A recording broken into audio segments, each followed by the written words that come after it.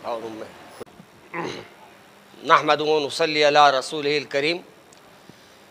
नाज़रीन इकराम, आज आप हज़रात से मुखातिब होने की वजह दो है।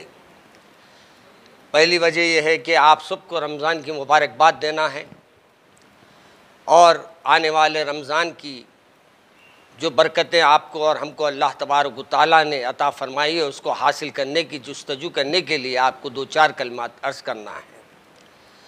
पहली ये बात है कि आने वाले महीने में हमारे को अपने नौजवानों से खुसूसन मेरा खिताब है कि वो रोज़े अपने मुकम्मल करे, रोज़ों में कोताही ना करे। तरावियों का आजकल हम जो हालात देख रहे हैं गुज़िश्ता सालों से कि तरावी उमूमन लोग 8 दिन पढ़ रहे हैं, 10 दिन पढ़ रहे हैं, एक कुरान ख़त्म करते हैं और फिर दूसरी कुरान के तरफ उनकी तवज्जो नहीं रहती, यानी दूसरे 10 दिन यानी 20 दिन की तरावी छोड़ देते हैं। जबकि अल्लाह तबारक व तआला इस मुबारक महीने में पहले 10 दिन रहमतों के रखा है और बाद के 10 दिन मग़फ़िरत के रखा है और आखिरी 10 दिन जो है दोज़ख से नजात के रखा है। और ये तमाम उसी वक्त हमको मिल सकेंगे, दोज़ख से नजात हमारी उसी वक्त हो सकेगी जब हम अल्लाह की ये पूरे महीने में इबादत करें, अल्लाह को पूरे तरीक़े से हम अल्लाह को याद करें। अगर हम इसमें कोताही करते हैं तो ये समझिए कि हम रमज़ान का वो पूरे तरीक़े से जो हमारे को हासिल होने वाला बरकतों का महीना है वो बरकतें हमको हासिल नहीं होगी। और ये अल्लाह तबारक व तआला ने इरशाद फरमाया, ये मुबारक महीना वो है जिसमें मैंने कुरान को नाजिल किया। इसलिए इस मुबारक महीने में हम कुरान का जश्न मनाते हैं। और ये आने वाले शाबान के महीने में अल्लाह तबारक व तआला ने हमको ये फरमाया कि एक बरात दे रहा हूँ जिसमें तुम्हारी मौत और हयात के फ़ैसले होने वाले हैं, तुम्हारे अनाज के फ़ैसले होने वाले हैं। यानी तुमको राशन मिलने के मामले में अल्लाह तबारक व तआला फ़ैसला करने वाला है। तो इसी तरीके से मेरे अज़ीज़ दोस्तों, अब जो हमारे हालात हैं, अब हमारे आने वाली रातों में एक रात शब क़द्र की रात है जिसमें अल्लाह तबारक व तआला फरमाता है मैंने कुरान को नाजिल किया। और अल्लाह तबारक व तआला ये भी फरमाता है कि उस रात जो बंदा मेरे लिए सामने झुकेगा और उस दिन इबादत करेगा उसको 1000 बरस इबादत करने का अल्लाह तबारक व तआला उसको अजर अता फरमाएगा। और ये महीना हमारे लिए बायस रहमत है और बायस मग़फ़िरत है और बायस नजात है। तो हमारा काम ये है कि दिल खोल कर हम ना सिर्फ अल्लाह की इबादत करें बल्कि अपने अड़ोस पड़ोस का भी ख्याल रखें, दोस्त अहबाब का भी ख्याल रखें और ग़ुरबा का भी ख्याल रखें। याद रखिए, आज हम लोगों के घरों में तो अच्छे खाने हम खाते हैं मगर ये भूल जाते हैं कि एक बाजू गरीब का भी घर है, उसके घर में खाना है या नहीं पता नहीं। मेरे सरकार ने फरमाया अगर तुम इफ़्तार कराते हैं, इफ़्तार के ये माने नहीं है कि हम बहुत शानदार इफ़्तार कराए।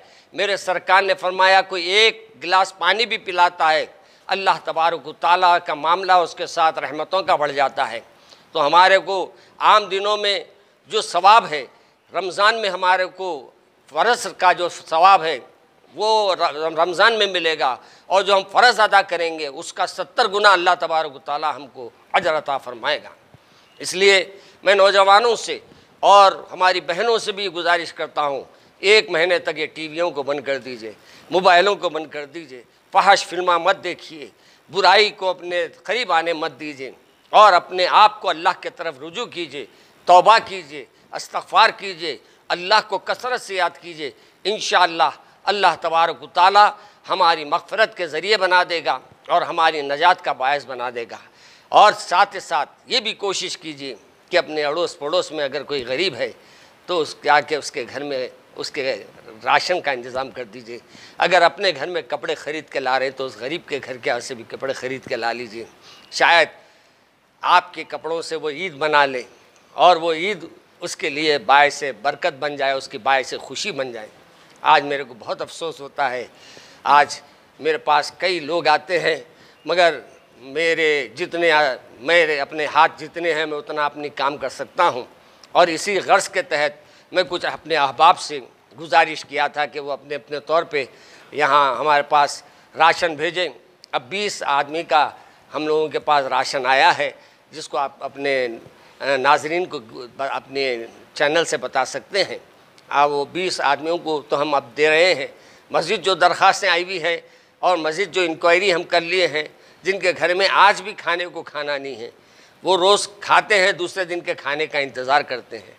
आप लोगों का काम यह है, अहले खैर का काम यह है कि उनकी ज़कात, सदक़ात, अतियात से उनकी मदद करें और उनको खुशियों के इस मौके पर ज़्यादा से ज़्यादा उनका ताउन करके उनके लिए अपने खुशियों का मौका फ़राहम करें। अल्लाह तबारक व तआला इसका भी हमको अजर अता फ़रमाएगा।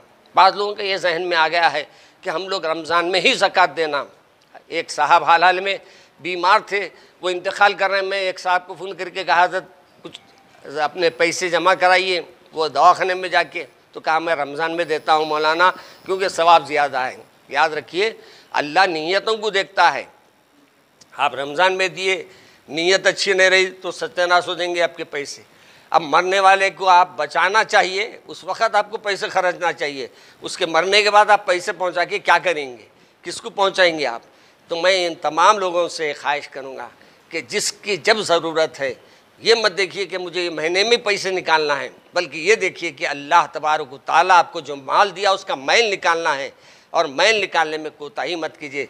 माल का मैल आपके ज़कात है और आपके जो अपने अंदर के खामियां हैं उसका जो मैल है, उसके जो अंदर की बुराई है, उसका बेहतरीन तरीक़ा रमज़ान में रोज़े रहकर अपने रूहानियत को पाक करना है।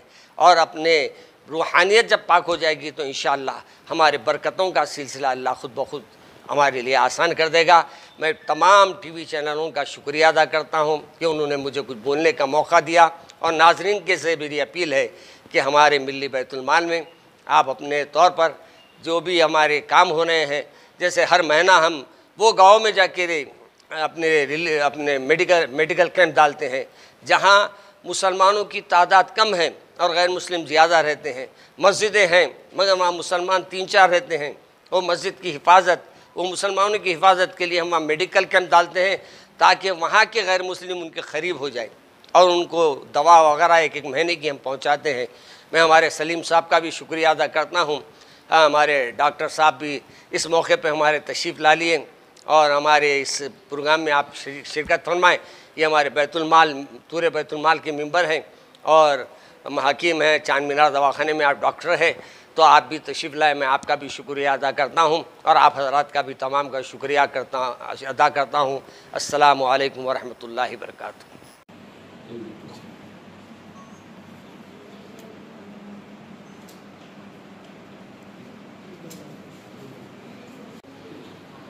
उनके हाथों में निर्धन बुलाए, उनको भी रुस्वा करे ऐसा होता है, शर्मिंदा करे ऐसा। सबको ऑटो ला दो बोलो बेटे, ले जाने का सब बोल दो।